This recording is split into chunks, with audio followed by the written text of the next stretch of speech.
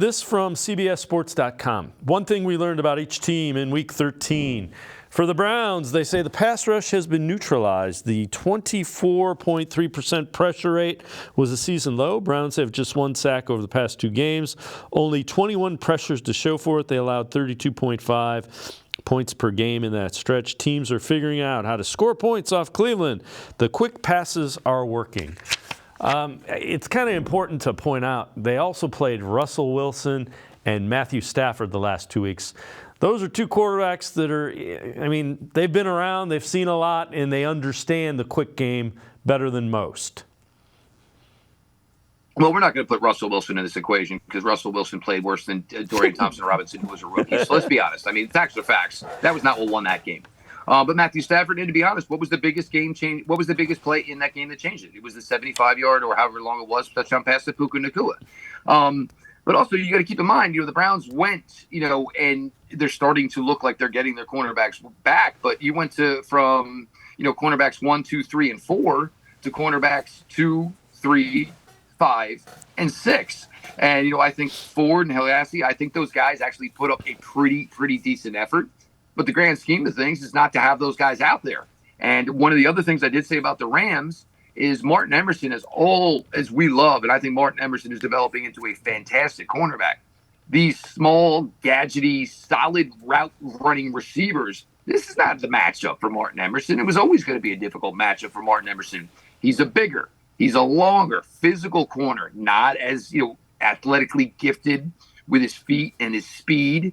So it was going to be a tough matchup. The Rams obviously got to take advantage of that somewhat. And were able to get a big day from Puka Nacua, even though 2 times within the game it looked like he was done for the season, and all of a sudden he kept trotting back out there. It just wasn't necessarily a good matchup.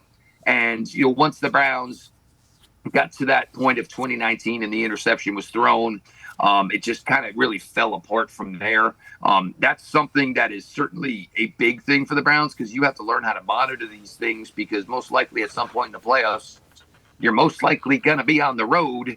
And the times may get tough, and you're going to have to find a way to circle the wagons, most certainly.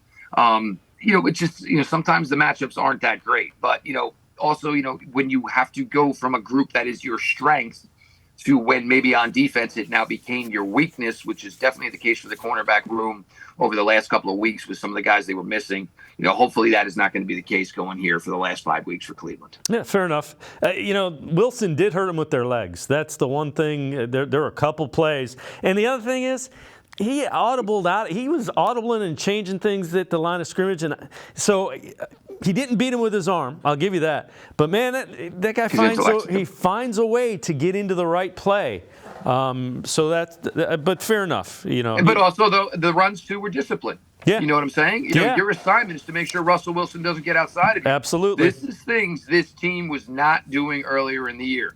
So sometimes you get caught up into reading your headlines, reading your clippings, and I guarantee you that is the words that Jim Schwartz is preaching right now is I need whatever 11 guys are going to be on the field, and you guys are going to decide, are you doing your assignment or not? Because I'm deep everywhere, and I have faith in all of these guys. They've made plays at some point this year. Are you going to be the guy who does your assignment? Because if you're not, we're going to get the other guy in there because hopefully he's going to be the guy to do the assignment.